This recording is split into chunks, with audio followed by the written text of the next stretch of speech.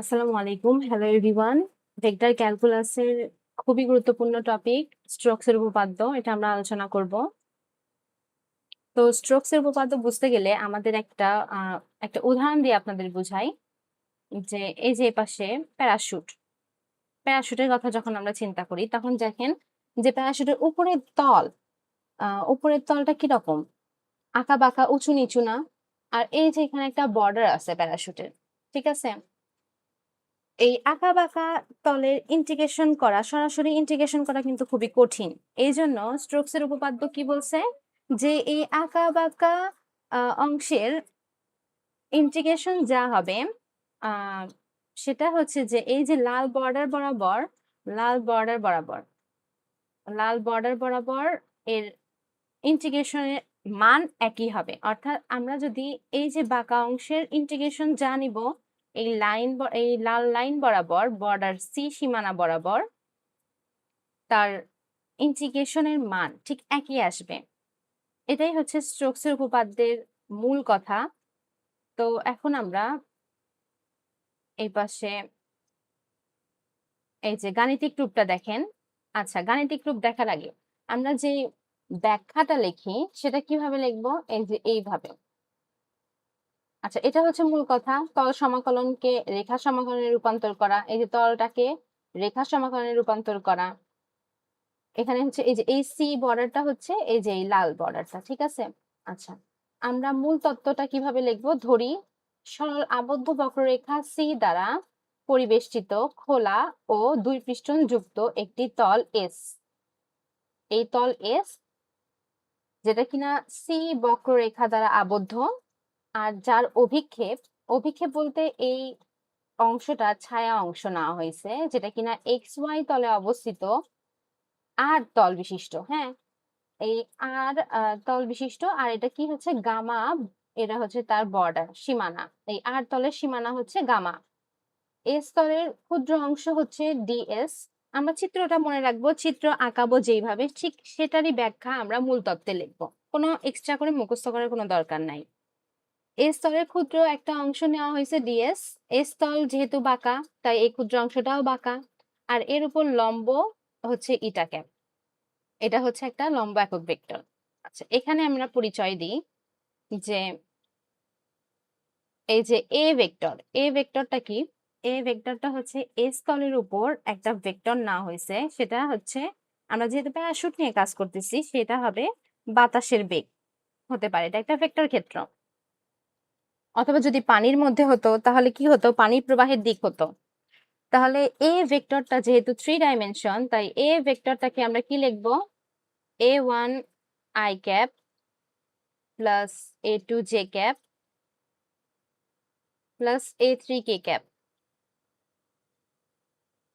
a3 k cap. আচ্ছা, nabla আমরা জানি ভেক্টর অপারেটর নেবলা। এটা কি del x i cap plus del y j cap plus del z k cap. আচ্ছা, এটা এটার সাথে এটার ক্রস। হুম, আর এটা কি? এই চিহ্নকে কি বলা হয়? এটা হচ্ছে রেখা সমাকলন। সি বক্ররেখা দ্বারা আবদ্ধ লাইন ইন্টিগ্রাল আর এস তলে এটা কি? তল সমাকলন। আচ্ছা, সবকিছু পরিচয় হয়ে গেল। এখন কথা হচ্ছে যে এই 3 ডাইমেনশন নিয়ে কাজ করাটাও অনেক ডিফিকাল্ট। এই জন্য আমরা একটা করে ডাইমেনশন নিয়ে কাজ করব। যেমন আমরা এখন যদি এক্স অক্ষ নিয়ে কাজ করি, শুধু এক্স অক্ষে a1 ভেক্টরটা কি হবে? a1 i ক্যাপ হবে। এটার সাথে ন্যাবলার ক্রস তাহলে কি দাঁড়ায়? আমরা যদি এটা লিখি ন্যাবলার সাথে a1 i ক্যাপের ক্রস এটা ক্যাপ ডিএস, এটা আমরা নির্ণয় করব। তাহলে কিভাবে করতে হবে? ক্রস আমরা ক্রস গুণ তো পারি। ন্যাবলার সাথে a1 i ক্যাপের ক্রস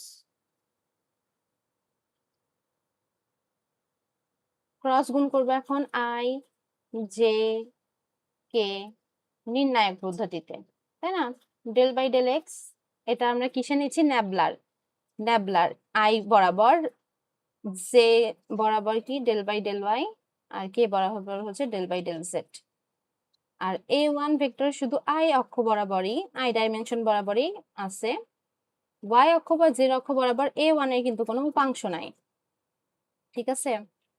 এখানে আমরা যদি নির্ণায়ক সমাধান করি,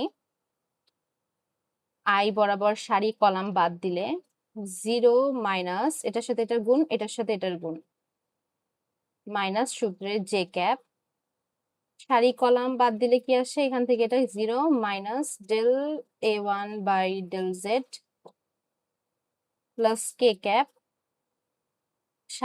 সারি কলাম বাদ দিলে কি আসে? 0 minus del A1 divided by del Y গুণন। তাহলে কি আসে?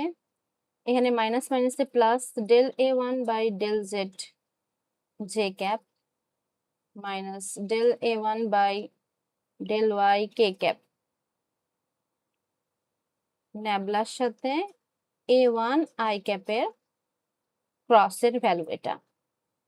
এখন এখানে যদি আমরা সেই ভ্যালুটা ইনপুট দিই, এই ক্রস গুণফলের মানটা বসাই, তাহলে কি আসে? ন্যাবলার সাথে A1 I cap eta cap DS, তাহলে কি আসে? এখানে এটার ভ্যালু যদি বসাই তাহলে কি আসে? একবারে গুণ করে দিই এটার সাথে, ইটা ক্যাপের সাথে এটা গুণ, del A1 by del Z eta cap J cap minus del A1 by del Y eta cap K cap, আর কি থাকলো এখানে? শুধু ডিএসটা থাকলো, তাই না? ডিএস। আচ্ছা,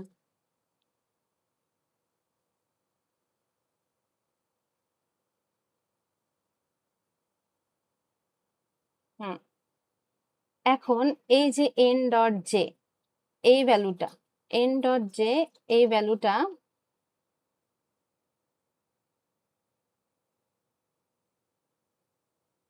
এই ভ্যালুটাকে আমরা ছায়া অংশে নিয়ে যাব, দেখি এই অংশ, এই এন ডট জে কে আমরা রিপ্লেস করব, অর্থাৎ এটার মান বের করব। কিভাবে এন ডট জে এর মান বের করব? আমরা এস তলে একটা যে কোনো বিন্দুর অবস্থান ভেক্টর নিব। এস তলে যে কোনো বিন্দুর অবস্থান ভেক্টর আর নিব। আর ভেক্টর এস তল যেহেতু 3 ডাইমেনশনে, তাহলে আর অবস্থান ভেক্টরটাও 3 ডাইমেনশনেরই হবে। আচ্ছা, এটা আমরা ওয়াই অক্ষ বরাবর ডিফারেন্সিয়েশন করে দিব। ওয়াই অক্ষ বরাবর ডিফারেন্সিয়েশন করে দিলে কি আসবে? Del del r delta r divided by delta y. এখন এটা ওয়াই এর ফাংশন, এক্স এক্স এর কি হবে? 0 হবে, যেহেতু এখানে এক্স এর কোনো চলক নাই, এখানে আছে, তাহলে কি হবে? J cap. আর এখানে জেড। আচ্ছা, এখানে একটা কথা বলে রাখি, জেড হচ্ছে function of X comma Y. এখানে চিত্রে আমরা একটু চিত্রের দিকে যাই, চলেন। এই যে এখানে এই যে ক্ষুদ্র অংশ, এখন জেড অক্ষ বরাবর যদি আমরা এটার পরিবর্তন করি, তাহলে এটার এক্স অক্ষ বরাবরও পরিবর্তন হবে, ওয়াই অক্ষ বরাবরও পরিবর্তন হবে।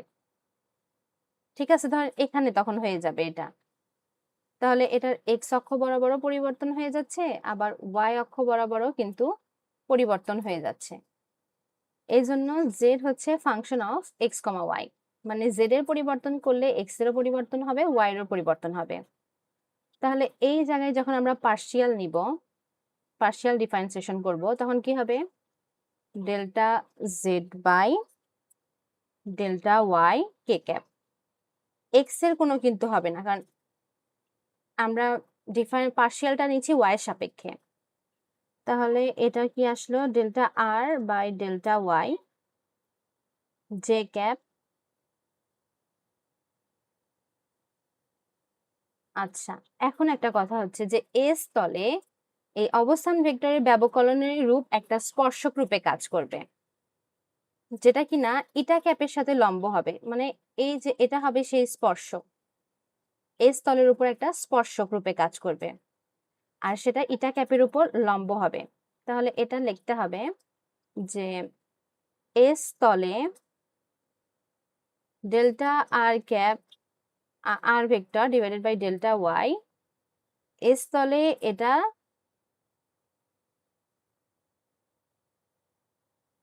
স্পর্শক এবং ইটা ক্যাপের সাথে লম্ব।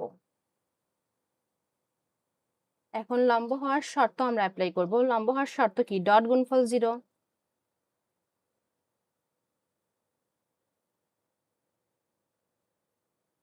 ডট গুণফল কি হবে? 0 হবে।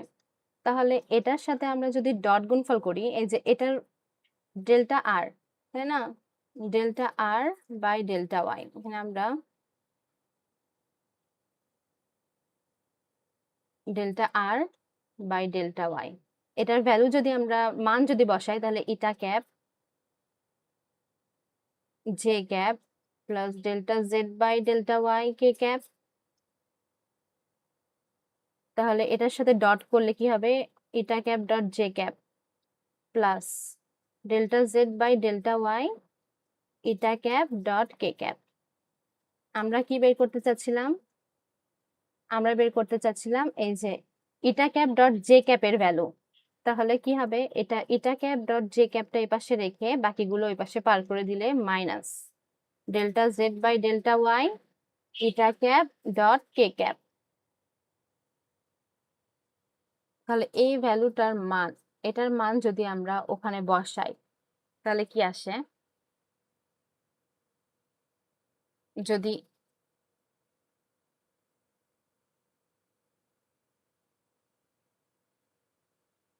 এটা কপি করে আনি এখানে, এই জায়গায় যদি আমরা n ডট j এর ভ্যালু ইনপুট দেই, তাহলে কি আসে?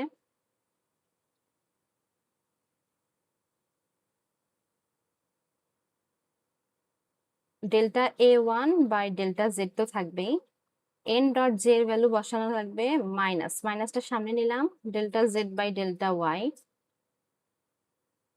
ইটা ক্যাপ কে ক্যাপ। আচ্ছা, এখানেও মাইনাস আছে, তাহলে মাইনাস আমরা কমন নেই, তাই না? কমন নেই একবারে, এখানে প্লাস আসে delta a one by delta Y eta cap dot K cap. আচ্ছা, ইটা ক্যাপ আর কে ক্যাপটাও কমন নেওয়া যায়, একবারে কমন নিয়েই ফেলি। একবারে কমন নিলে কি আসবে? এটাকে মুছে দিই, একবারে বাইরে এটাকে কমন নিয়ে ফেলি।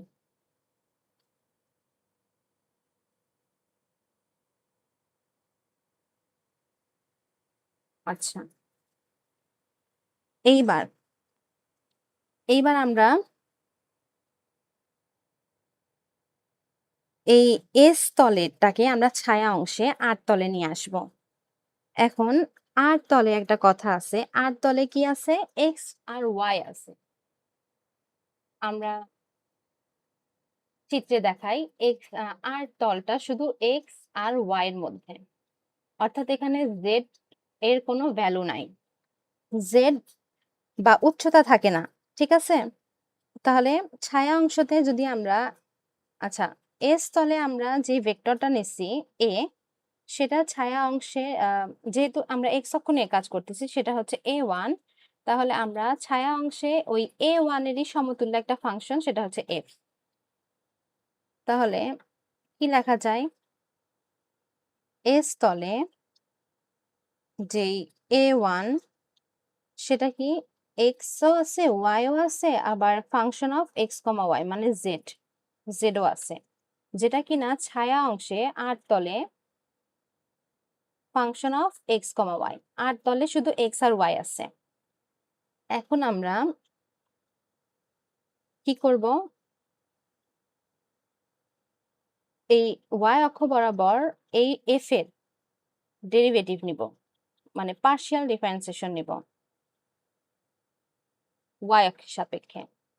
তাহলে এখানে এক্স এর কোনো ভ্যালু হবে না, 0 হবে।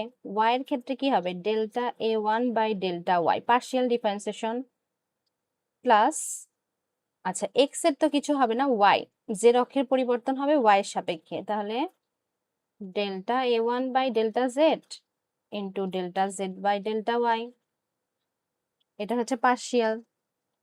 তাহলে এখন দেখেন তো, এই যে ভিতরের জিনিসটা আর এই যে এটা সেম না? তাহলে এটার বদলে আমরা এটা লিখতে পারবো।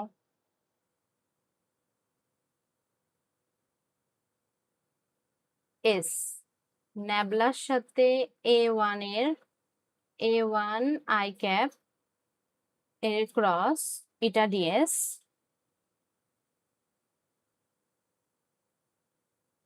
সমান সমান কি লেখা যায়? এই পাশে কি ছিল? এই যে এতটুকু। এই পাশে কি ছিল? এই যে এতটুকুর বদলে আমরা delta F by delta y লিখে দিব। Delta F by delta y লিখে দিব। এস, এই যে নেগেটিভ সাইনটা থাকলোই, এই যে নেগেটিভ, ভিতরে delta F by delta y, এটা ক্যাপ কে ক্যাপ ডিএস। আচ্ছা, এটা কিন্তু কোথাকার বলেন তো? এফটা হচ্ছে আর তলের, মানে ছায়া অংশের ভেক্টর, ছায়া অংশের ফাংশনটা নিচ্ছি। a1 এর যে ফাংশন সেটা ছায়া অংশে এফ, তাই না? তাহলে এটা ছায়া অংশে নামাতে গেলে আমাদের এই ছায়া অংশেরই ক্ষেত্রফল নিতে হবে। তাহলে এখানে একটা জিনিস আপনাদের দেখাই, ইটা ক্যাপ ডট কে ক্যাপ মানে কি? এটা ডট গুণফল। ডট গুণফল মানে কি? এ ডট বি, আমরা জানি এ বি কস থিটা, সেই ক্ষেত্রে যদি ইটা ক্যাপ কে ক্যাপ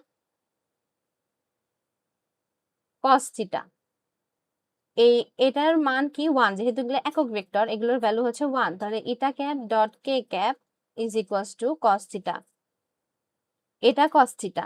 তাহলে ডিএস এর সাথে যখন আমরা কস থিটা গুণ করব তখন কি আসবে? ছায়া অংশের ক্ষেত্রফল আসবে।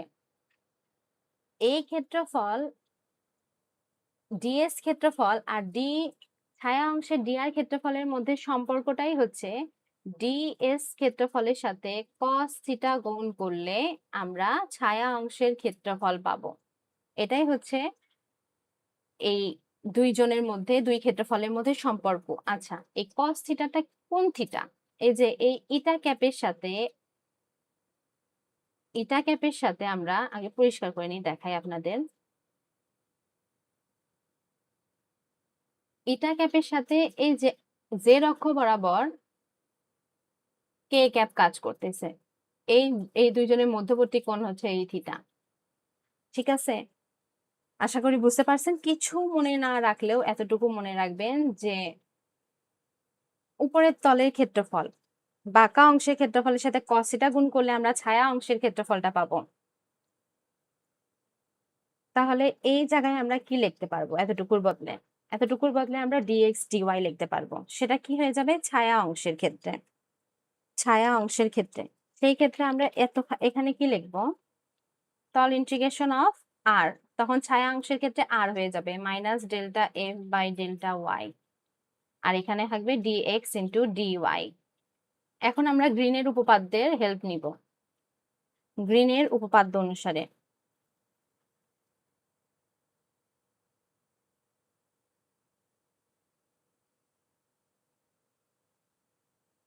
আমরা কি জানি?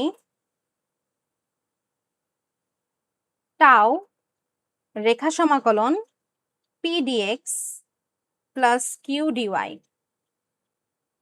সমান সমান কি লেখা যায়? Surface integration of r p, আচ্ছা পি না, sorry, delta q by delta x minus delta p by delta Y dx dy. এটা কি গ্রিনের উপপাদ্য থেকে আমরা জানি।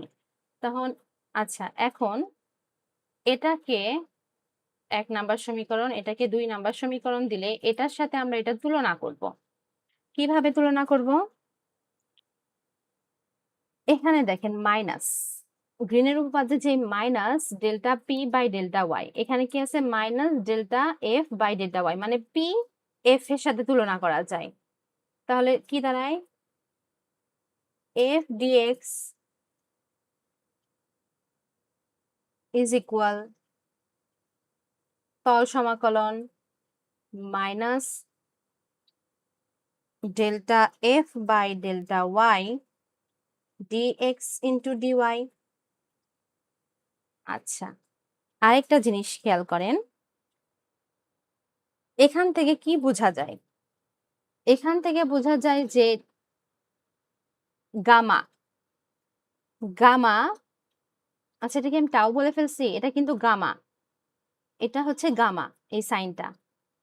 এই গামা বর্ডার দ্বারা আবদ্ধ, আচ্ছা এই যে এখানে গামা বর্ডার দ্বারা আবদ্ধ যেই লাইন বর্ডার, এই বর্ডারের প্রত্যেকটা এক্স ওয়াই বিন্দুতে এই ফাংশন এফ এর ভ্যালু যা হবে, এস তলে সি বর্ডারের এক্স ওয়াই তলে এ ওয়ান এর ভ্যালু কিন্তু সেমই হবে।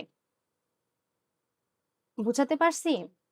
সি তল বরাবর যখন এক্স ওয়াই বিন্দুর জন্য আমরা এ ওয়ান বের করব, যেটা সেটার মান যা হবে, এই ছায়া অংশে এফ এর মান কিন্তু তাই হবে। এই জন্য আমরা এফ কে আমরা এ দ্বারা রিপ্লেস করব, এফ কে আমরা এ দ্বারা রিপ্লেস করব। টাও, সরি টাও বলতেছি বারবার, গামা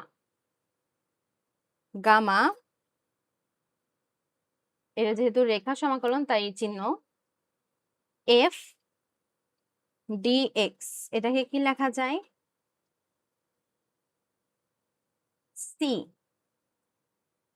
এটা সি বর্ডার না, এই জন্য সি দেওয়া হয়েছে, সি বর্ডার এই জন্য সি দেওয়া হয়েছে। এখানে কি হবে, এ ওয়ান এর ভ্যালু এ ওয়ান ডিএক্স, এফ এফ কে কি লেখা যাবে, এ ওয়ান ডিএক্স। এখন দেখেন এফ এর ভ্যালু আমরা জানি, এফ ডিএক্স এর ভ্যালু আমরা এটা জানি, এটা। তাহলে এফ ডিএক্স এর জায়গায় এটা যদি লিখে দিই তাহলে কি দাঁড়ায় দেখেন তো, line integral C A one dx is equals to তল সমাকলন আর minus delta F by delta Y dx dy. কিছু করিনি, দেখেন এই এই এফ ডিএক্স এর জায়গায় এ ওয়ান ডিএক্স লিখছি। একইভাবে যখন ওয়াই জেড আর জেড এক্স তলে নিব, অনুরূপ ভাবে এভাবে দেখাবো, অনুরূপ ভাবে আর ক্যালকুলেশন করব না আমরা। আচ্ছা, এখানে আরেকটা কাজ আছে, এই যে delta delta F by delta Y dx dy, এটার ভ্যালু আমরা কি জানি, এই যে এটা না, এটা জানি না, তো এটা আমরা এখানে বসাবো।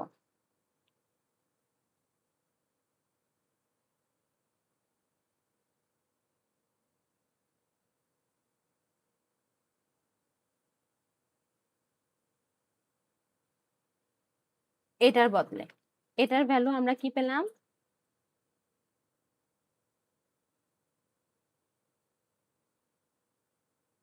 এটা লিখতে পারবো। আশা করি বুঝতে কোনো সমস্যা হয়নি, কারণ এটার ভ্যালু আমরা বের করছিলাম মাইনাস ডিএফ বাই ডিওয়াই। আপনারা রিলেট করেন, এই যে এই জায়গায় আমরা এটা বসে দিতে পারি। এবার ওয়াই জেড আর জেড এক্স তলে অনুরূপ ভাবে কি লিখতে পারি, এ টু ডিওয়াই।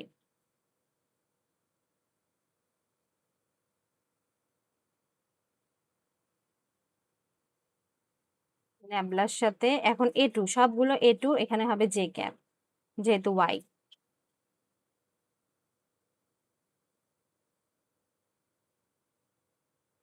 আবার জেড এক্স তলে, জেড এক্স তলে কি হবে,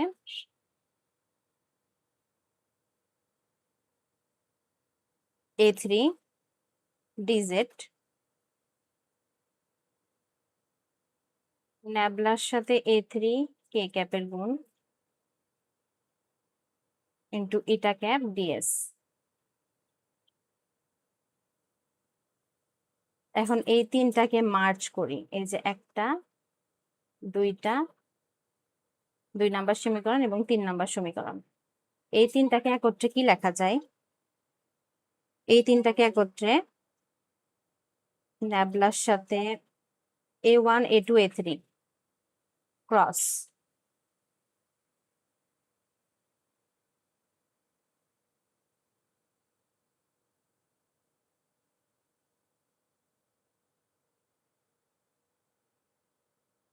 ইটা ক্যাপ ডিএস, এই যে যেরকম ছিল সেরকমই। এই পাশে হবে কি line integral c A1 dx, A1 dx, A2 dy, A3 dz।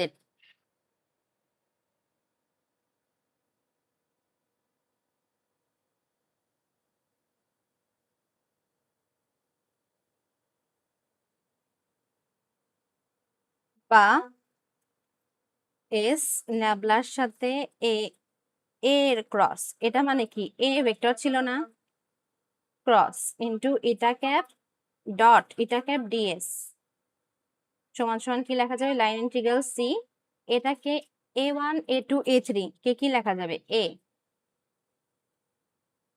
Dot dr vector. প্রমাণিত। খুবই লেন্দি একটা প্রমাণ, আশা করি আপনাদের বুঝতে কোনো সমস্যা হয়নি। খুবই সুন্দর একটা প্রমাণ।